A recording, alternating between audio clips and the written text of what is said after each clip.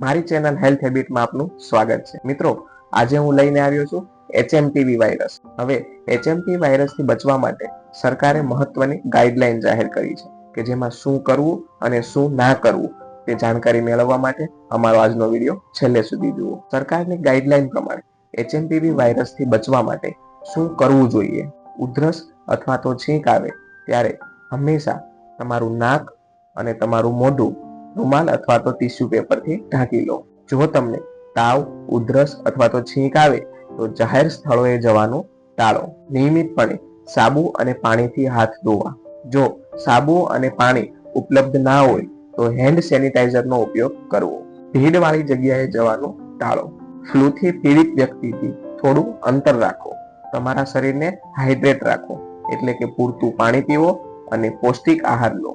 પૂરતી ઊંઘ લો. પૂરતી ઊંઘ કરવાથી તમારી રોગપ્રતિકારક શક્તિ મજબૂત બને છે.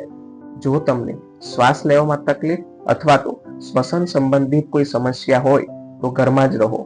અને જો તમને કોઈ શંકાસ્પદ લક્ષણો દેખાય તો તુરંત જ ડોક્ટરનો સંપર્ક કરો.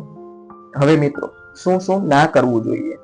આંખ, કાન અને મોઢાને સ્પર્શ કરવાનું ટાળો.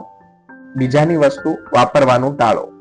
ચેપગ્રસ્ત વ્યક્તિઓની વસ્તુ અન્ય કોઈ બીજું ના વાપરે તેનું ધ્યાન રાખો.